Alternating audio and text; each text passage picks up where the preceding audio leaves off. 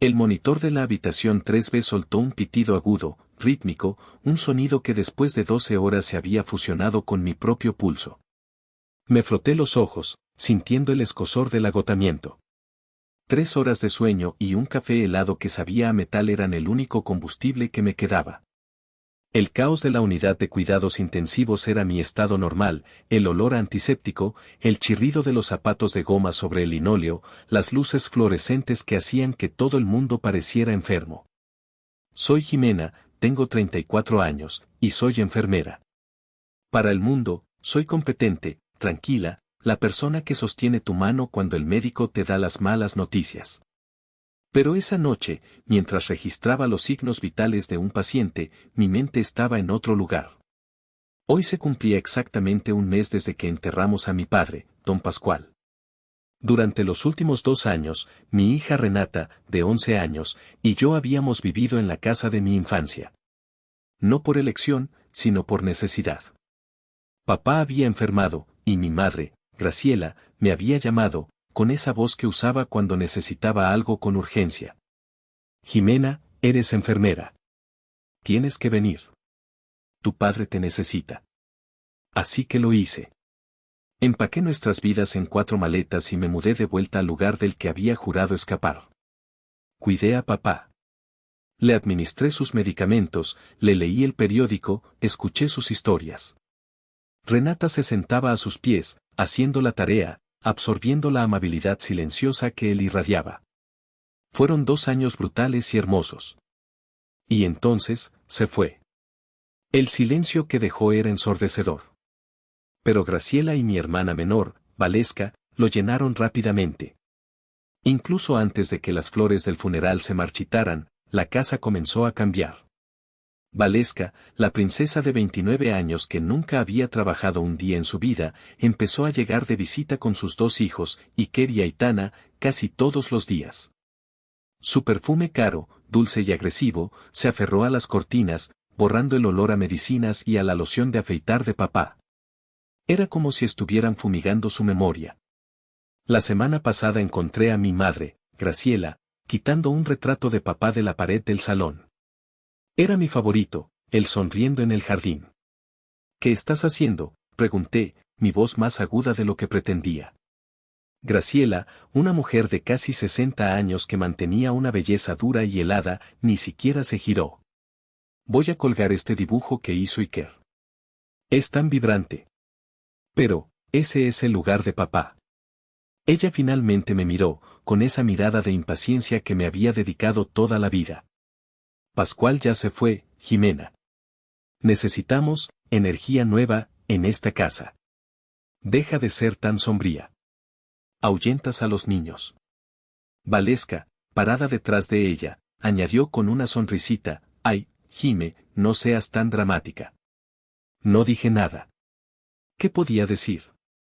En esa casa, mi voz siempre había sido un susurro contra el huracán que eran ellas. Yo era la carga, la hija seria, la madre soltera. Valesca era el sol brillante. Papá había sido mi único aliado, el único que me veía. Y ahora, ya no estaba. La casa se sentía fría, ajena. No sabía cuánto tiempo más podríamos quedarnos, pero algo me decía que el reloj corría en mi contra. Mi teléfono vibró en el bolsillo de mi uniforme. Lo ignoré. 2 minutos después, vibró de nuevo. Y de nuevo. Saqué el teléfono, el corazón apretado. 6 llamadas perdidas de Mirenay. Renata, mi hija, mi niña callada y observadora. Ella nunca llamaba 2 veces seguidas si no era una emergencia. Salí corriendo de la estación de enfermería y me metí en el cuarto de suministros, cerrando la puerta. Marqué su número. Contestó al primer timbrazo, pero no oí un hola. Oí un sollozo ahogado. ¿Renay? ¿Qué pasa, mi amor? ¿Estás bien? Mamá, su voz era un hilo delgado, temblando de frío y miedo. Mamá, no puedo entrar a la casa. La llave no gira. No entra. Fruncí el ceño. ¿Cómo que no gira? ¿Se atascó? No, mamá, es diferente. Simplemente no entra. Creo que cambiaron la cerradura. Un escalofrío me recorrió la espalda, uno que no tenía nada que ver con el aire acondicionado del hospital. No, mi amor, no pueden haberla cambiado sin avisar. Toca la puerta, fuerte. Tu abuela Graciela o tu tía Valesca deben estar adentro. Están allí casi todos los días. Ya lo hice, mamá.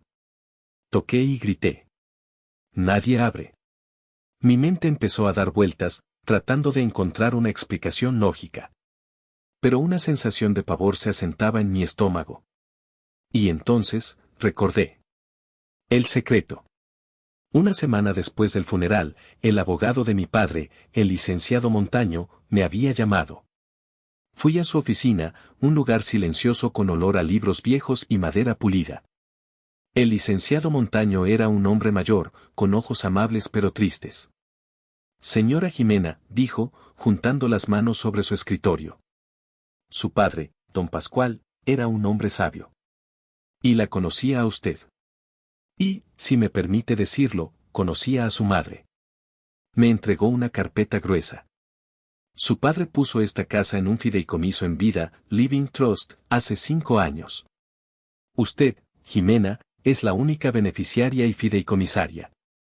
Al morir él, la propiedad pasó directamente a usted y a su hija, Renata. Me quedé sin aliento. ¿Qué? Pero. Graciela es su esposa. Él sabía, dijo suavemente. Sabía que doña Graciela intentaría esto en el momento en que él faltara. Él quería protegerlas. Legalmente, señora Jimena, la casa es suya. Su madre, no tiene ningún derecho sobre ella. Salí de esa oficina con los papeles en mi bolso, sintiendo que pesaban 100 kilos. ¿Por qué no había dicho nada? Me dije a mí misma que esperaba el momento adecuado. Que quería respetar el luto. Pero la verdad, era que tenía miedo. Tenía terror de la furia de Graciela. Pensé que si me mantenía callada, si seguía siendo la hija obediente y útil, quizás nos dejarían en paz. Qué estúpida había sido. 2 horas pasaron en el hospital.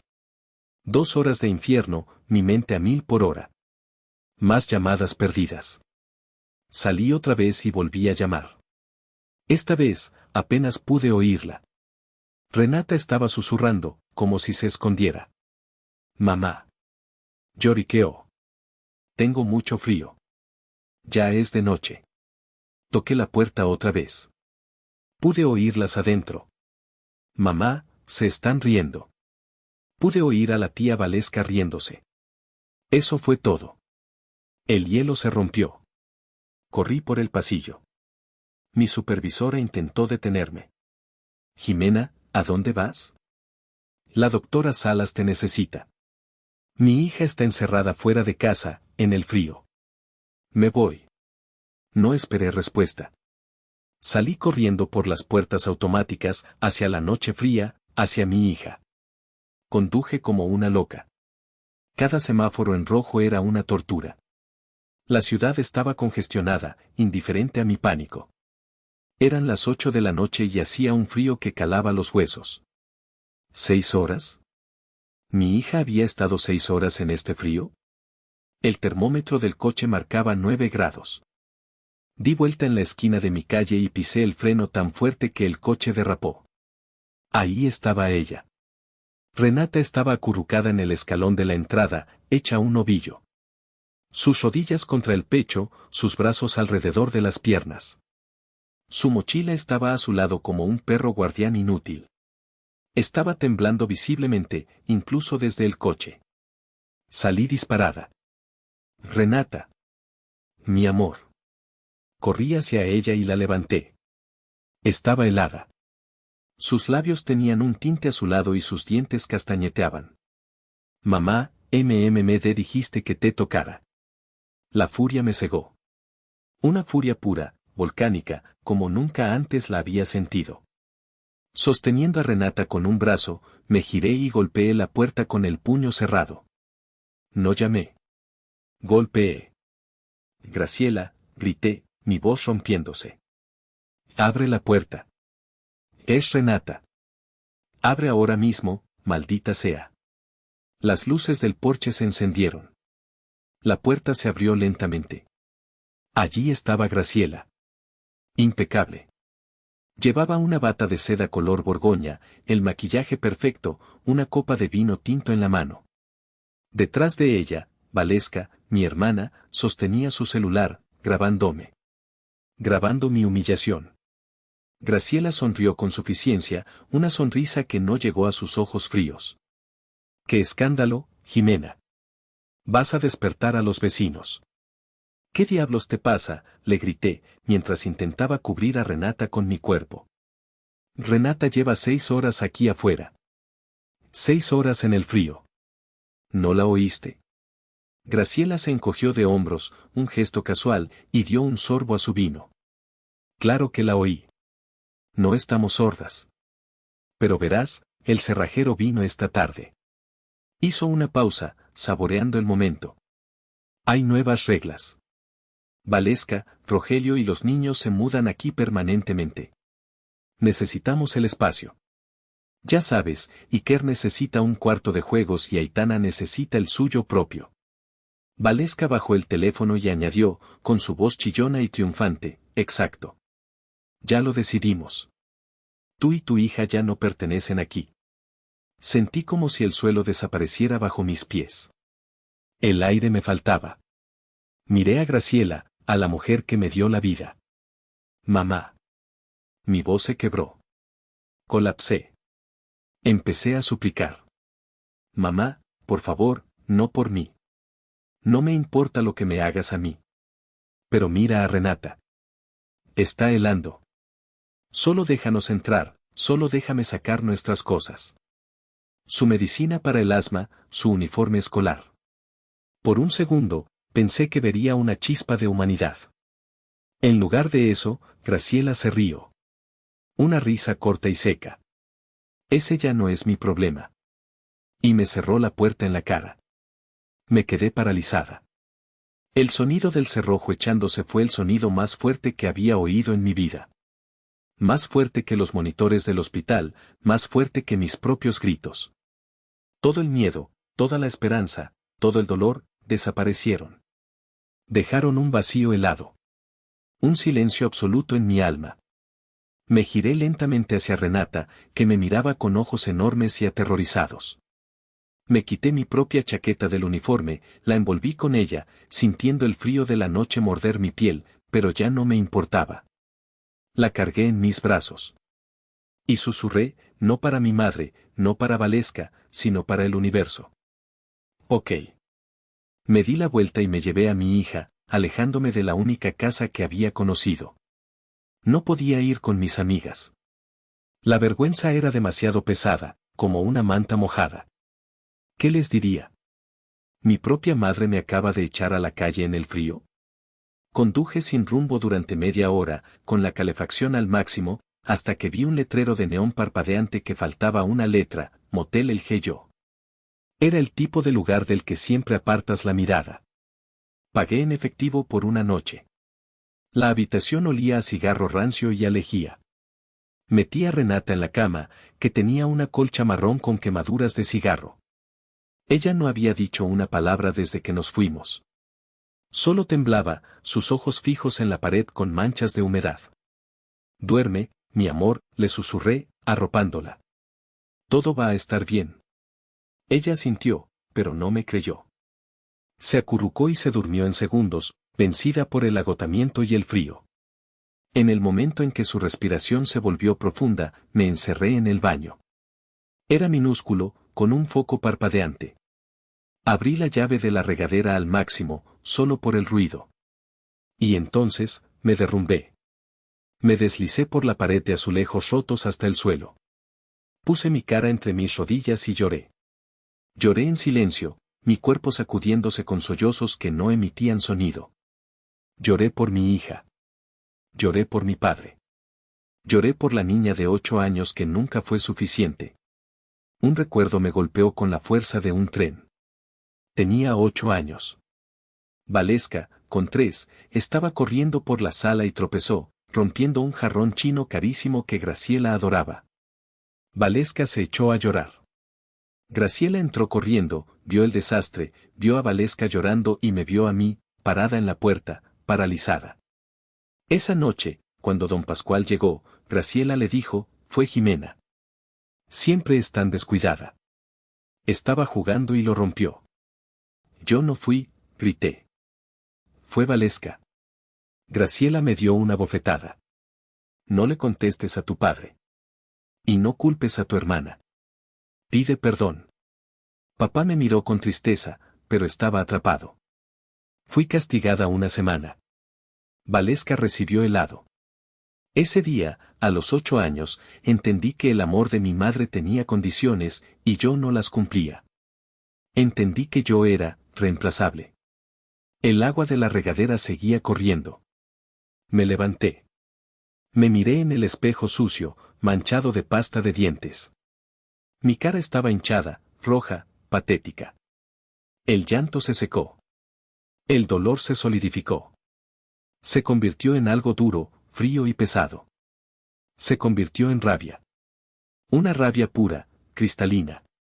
Me limpié la cara con una toalla áspera. Ya no era la víctima. Ya no era la niña de 8 años. Era una madre. Y le habían hecho daño a mi hija. Ok, le dije a mi reflejo. ¿Quieres reglas, Graciela? ¿Quieres guerra? Tendrás tus putas reglas. Eran las 4 de la mañana, tomé mi teléfono. Busqué el número del licenciado Montaño. Dejé un mensaje de voz, mi voz sonaba tranquila, muerta, peligrosa. Licenciado, habla Jimena. Mi madre cambió las cerraduras. Dejó a mi hija de 11 años fuera por 6 horas en el frío.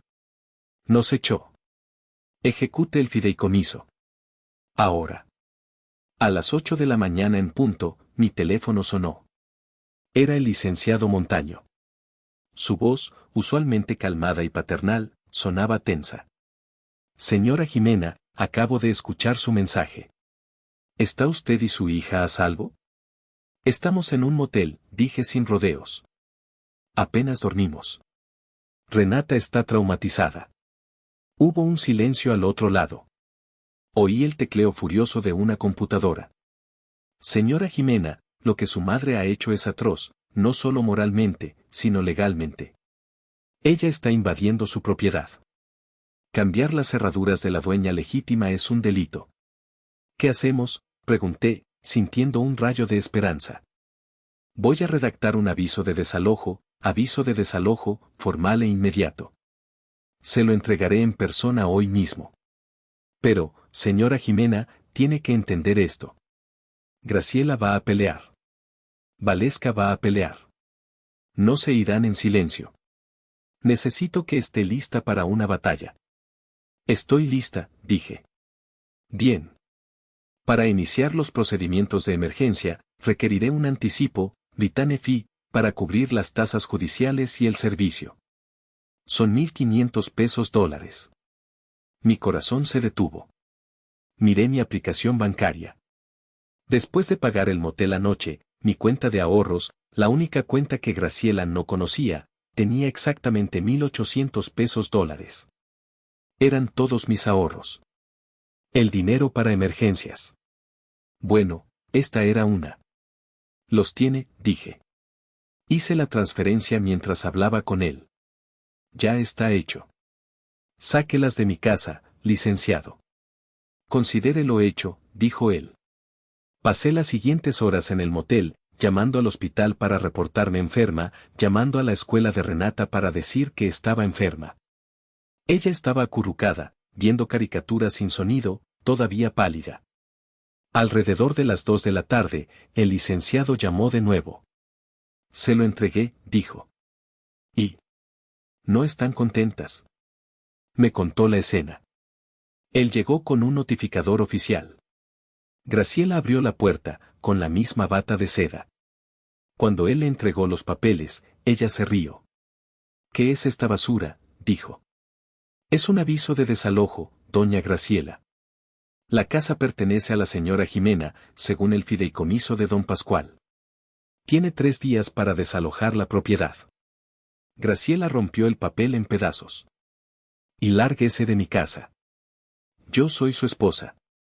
Esta casa es mía. Valesca salió gritando, con el teléfono, por supuesto. Mi papá estaba senil. Esa perra de Jimena lo obligó. Lo vamos a demandar a usted, abogado de pacotilla. Está invadiendo propiedad privada. Al contrario, señora, dijo el licenciado con calma.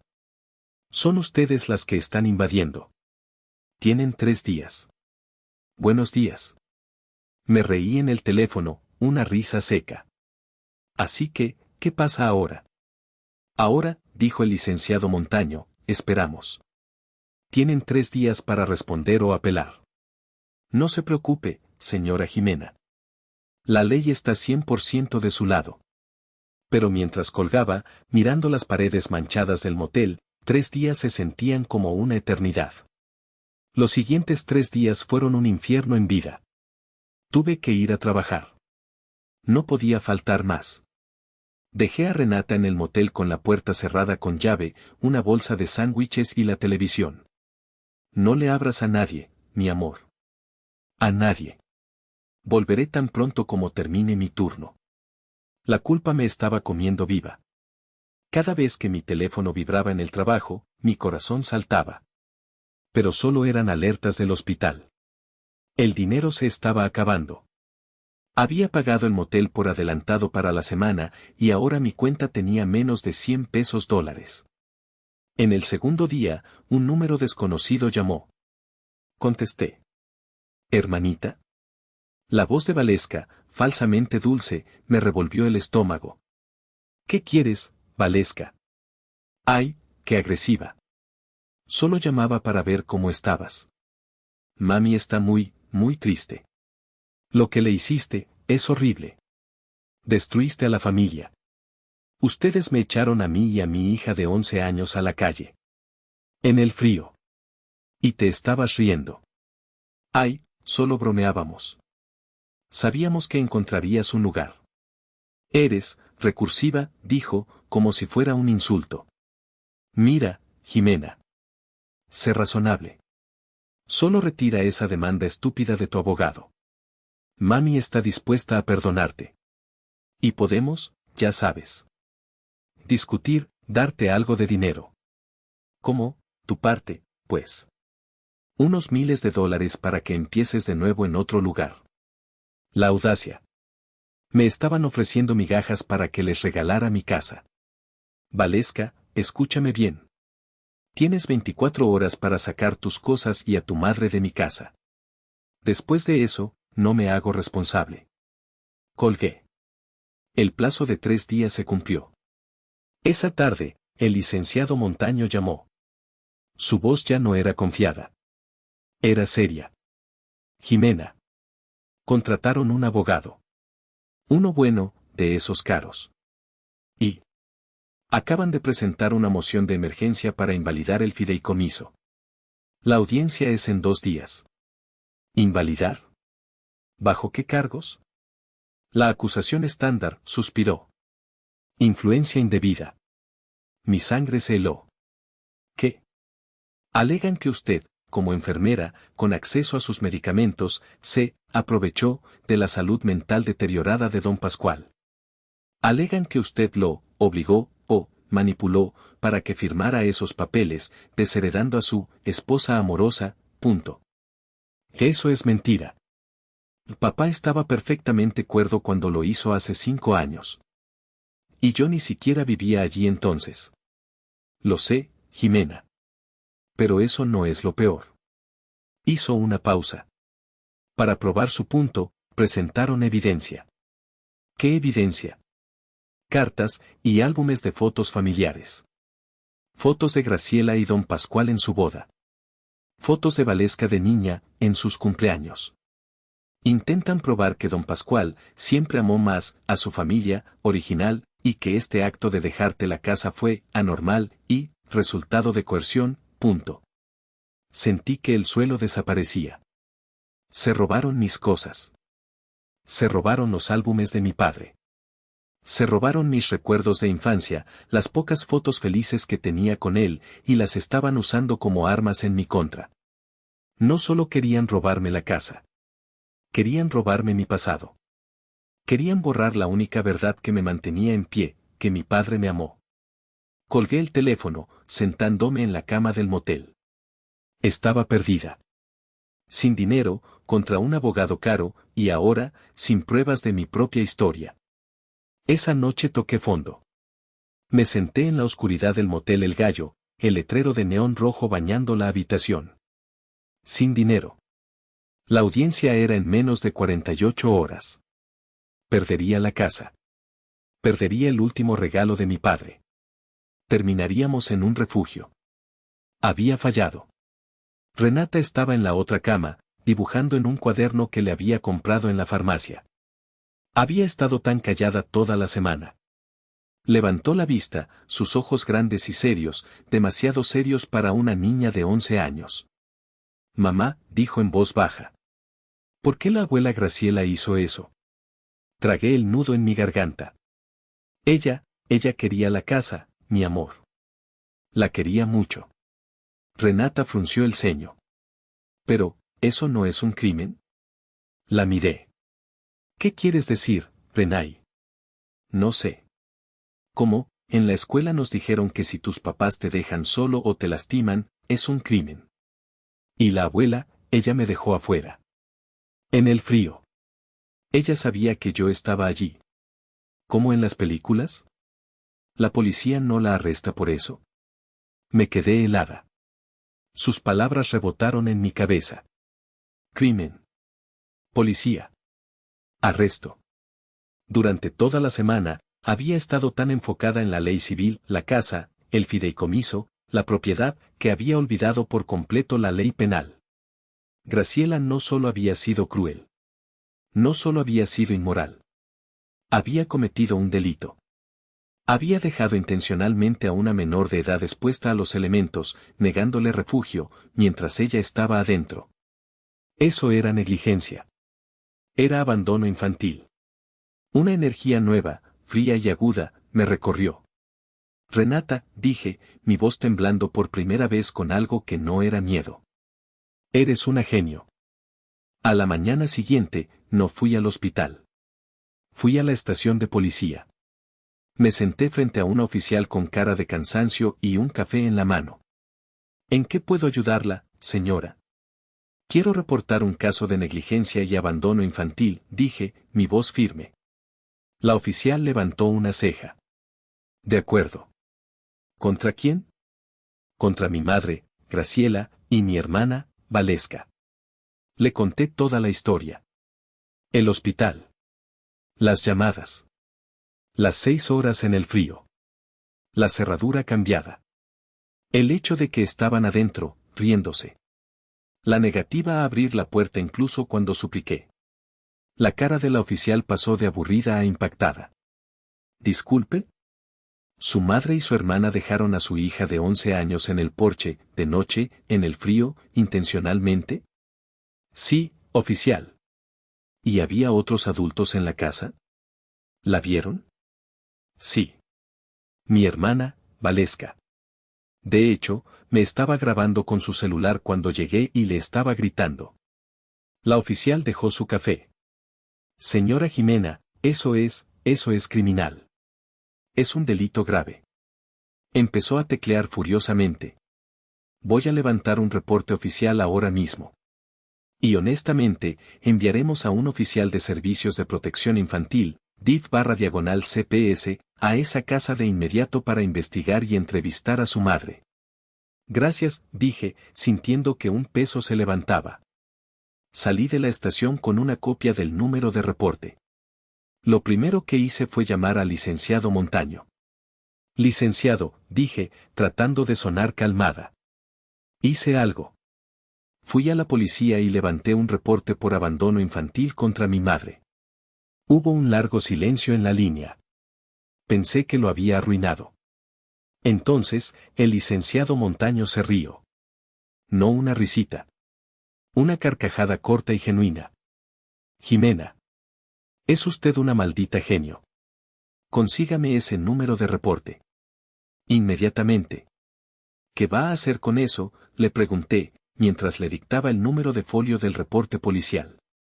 Señora Jimena, dijo el licenciado Montaño, y pude oír la emoción en su voz, la demanda de influencia indebida de su madre se basa en una mentira, que ella era la víctima amorosa y usted la agresora.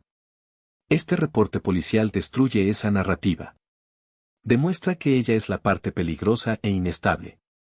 Ningún juez de familia mirará con buenos ojos a una mujer que abandona a su propia nieta. Tecleó furiosamente. Voy a presentar una moción de emergencia para posesión inmediata de la propiedad y adjuntaré este reporte policial como prueba a. Voy a solicitar que se desestime su frívola demanda y que se le otorgue la posesión hoy mismo. ¿Cree que funcione? Creo, dijo el licenciado, que debería empezar a empacar sus cosas del motel. Las siguientes horas fueron una tortura. Finalmente, a las 4 de la tarde, el teléfono sonó. Lo tenemos, dijo el licenciado. Su voz era triunfante. El juez vio el reporte policial y se enfureció. Desestimó la demanda de Graciela por influencia indebida en el acto. Y firmó la orden de desalojo inmediata.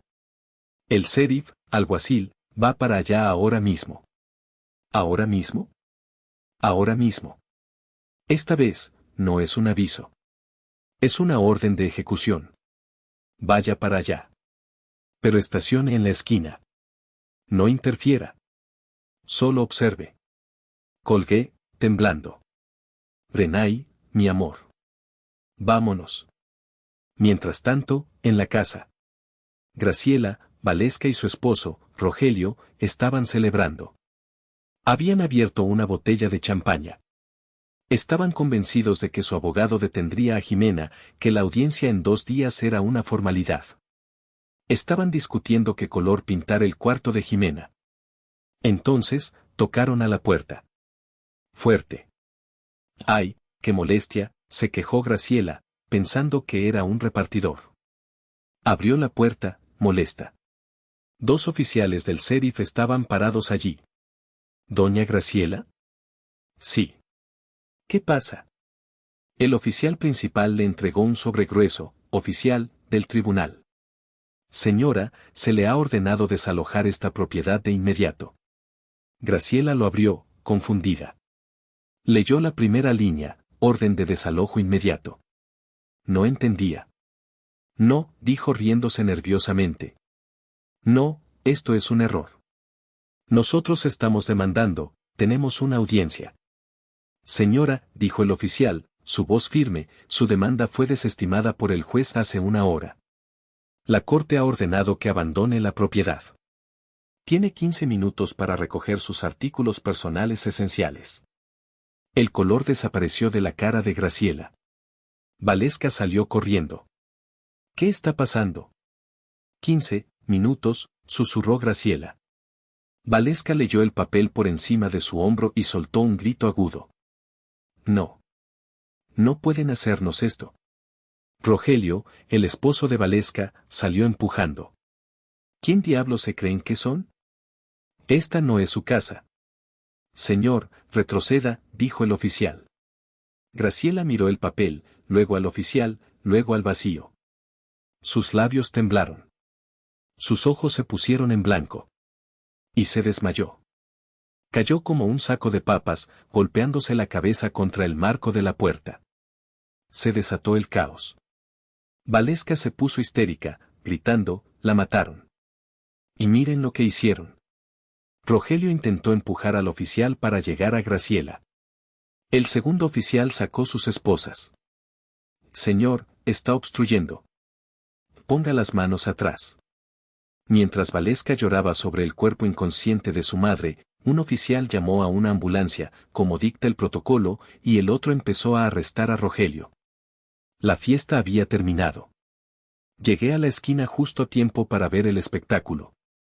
Las luces rojas y azules de 2 patrullas y una ambulancia bañaban la calle, iluminando la noche. Me estacioné y observé, mi corazón latiendo con fuerza contra mis costillas. Vi a los paramédicos sacar a Graciela en una camilla. Ya estaba despierta. Y estaba histérica. Gritaba y manoteaba, su maquillaje perfecto ahora corrido por las lágrimas de furia. Vi a Valesca, su cara roja e hinchada, sacando ropa de la casa en bolsas de basura, arrojándolas al césped. Y vi a Rogelio, sentado en la acera, esposado, mientras un oficial le tomaba los datos. Conduje lentamente hacia la casa, deteniéndome justo enfrente. Graciela, en la camilla, giró la cabeza y me vio. El desmayo desapareció. La histeria se convirtió en odio puro. Sus ojos se inyectaron en sangre. Intentó saltar de la camilla, luchando contra las correas. «Maldita seas, Jimena», gritó, su voz rasgando la noche. «Esto es tu culpa. Eres una perra. Destruiste a esta familia. Te odio». Me quedé sentada en mi auto, con Renata a mi lado, y la miré fijamente a los ojos. No dije nada. No hice ningún gesto. Solo observé. Dejé que sus palabras me golpearan, pero ya no dolían. Eran solo ruido. Valesca vio mi auto. Corrió hacia nosotros, golpeando la ventana del copiloto con los puños. «Ábreme, maldita. Vas a pagar por esto. Mi madre está enferma. Viviremos en la calle por tu culpa. Eres un demonio. Un demonio».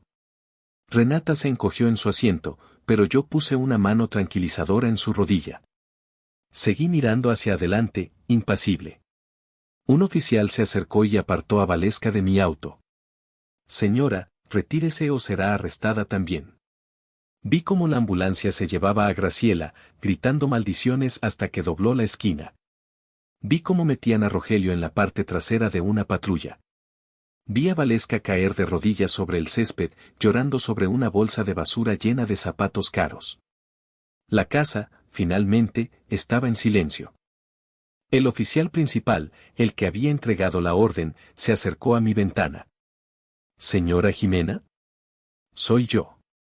El cerrajero ya cambió las cerraduras de nuevo. «La casa está asegurada. Aquí tiene sus llaves». Me entregó un juego de llaves nuevas y brillantes. «Es suya, señora». «Gracias», dije, mi voz apenas un susurro. Esperé hasta que la última patrulla se fue. Apagué el motor. El silencio era total. Me giré hacia Renata. Ella me miraba con asombro. «¿Vamos a casa, mamá?» Tomé su mano. «Sí, mi amor. Vamos a casa». Abrí la puerta principal. El aire adentro estaba viciado, olía a vino derramado y al perfume de Valesca. Encendí la luz. Fue peor de lo que esperaba. En su furia de 15 minutos, habían hecho un desastre.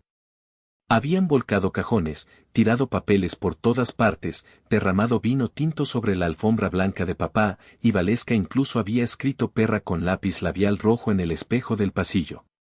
Renata se aferró a mi mano. «Ensuciaron la casa de abuelito», susurró, con lágrimas en los ojos. Me arrodillé frente a ella. «Sí, mi amor. Lo hicieron. Pero esto», dije, señalando el desorden, «es solo cosas. Es temporal. ¿Ves las paredes? ¿Ves el techo? Siguen aquí. La casa sigue aquí». Limpié el espejo con la manga de mi chaqueta. «Y nosotras también». «Está bien. Podemos limpiarlo». Esa noche no dormimos. Fuimos a la tienda y compramos bolsas de basura, guantes de goma y productos de limpieza. Y empezamos a limpiar. Abrí cada ventana de la casa, dejando que el aire frío de la noche se llevara los últimos rastros de Graciela y Valesca. Mientras fregaba el vino de la alfombra, sentí que estaba limpiando algo más que una mancha. Estaba limpiando años de resentimiento, de sentirme pequeña, de pedir disculpas por existir. Renata, con una determinación feroz, se encargó de recoger las fotos de papá que habían tirado al suelo, limpiando cada marco con cuidado. Al amanecer, la casa estaba limpia. Olía a limón y a aire fresco. El sol entraba por las ventanas abiertas. Nos sentamos en el escalón de la cocina, comiendo cereal de una caja, exhaustas pero, en paz. Han pasado 6 meses desde esa noche. Escuché por un primo lejano que Graciela intentó vivir con Valesca y Rogelio. Duraron 3 semanas. Al parecer, Graciela no apreciaba que Valesca le diera nuevas reglas en su propia casa. Ahora, Graciela vive en un pequeño apartamento tipo estudio al otro lado de la ciudad. Valesca y Rogelio están ahogados en deudas por contratar a ese abogado. La semana pasada, mi primo me envió una captura de pantalla. Graciela había publicado en Facebook un lamento sobre cómo la generación de hoy no respeta a sus mayores. Casi me ahogo con mi café. Renata y yo estamos bien. Estamos, realmente bien. Esta mañana, estábamos en el jardín de Don Pascual, plantando nuevas rosas.